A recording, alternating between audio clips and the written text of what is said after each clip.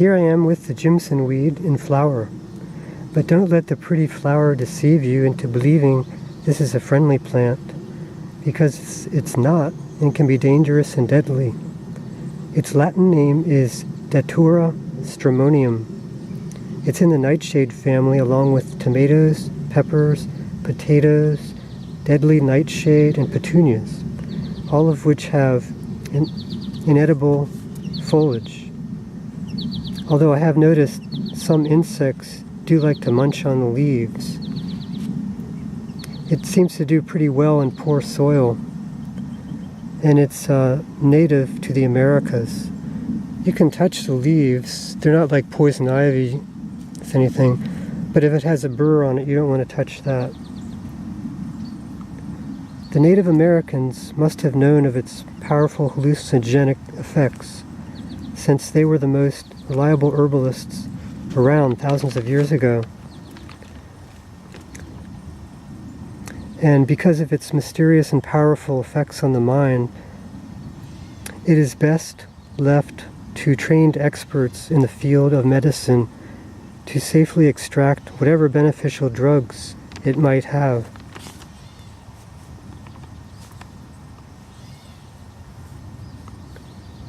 It contains the chemicals tropane, alkaloid, atropine. Now, I'm no scientist, so I don't understand what that is.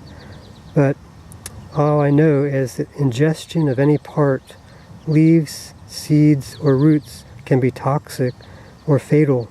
That means you can die from this. Even getting pricked by the spiky seed pod, which forms after the flower has fallen off, can be harmful. The flower may be pretty, but the plant is not people-friendly. It's advisable to remove this plant if you have children or pets in your garden or yard, just to be on the safe side. No wonder it has been given so many devil names like Devil's Snare, Devil's Trumpet, because the flower, if you turn it on its side, looks like a trumpet. Oops, sorry, this way.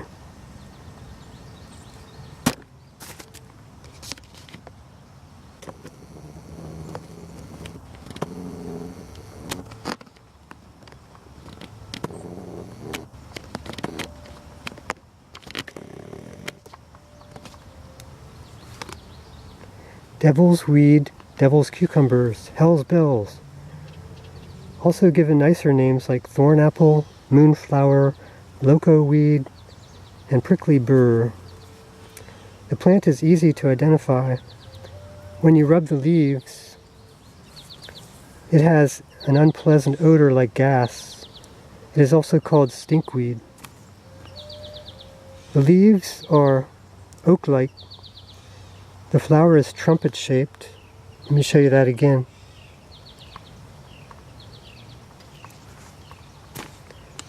With some lavender purple inside, or I think some can be pure white. It opens in the late afternoon, which is now, or evening, to attract nocturnal moths. The flowers have both male and female parts, so the moths can pollinate them in one flower. The flowers then form an egg-shaped green seed capsule with spikes. Here are the seed pods on the Jimsonweed. You can see how sharp they are, and you don't want to touch these. They will turn brown in the fall and open up, and all the seeds will be exposed at that time.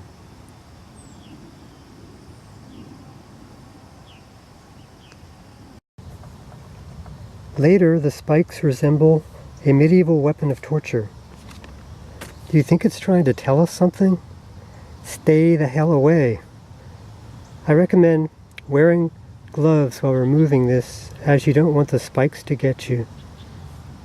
I've never heard of anyone having good effects from this plant. I have no personal experience medicinally with this plant. Botanically, I admire the pretty flowers and form. But I've heard so many bad things about this plant that I would recommend staying away from it and removing it from your garden. Kind of like removing poison ivy.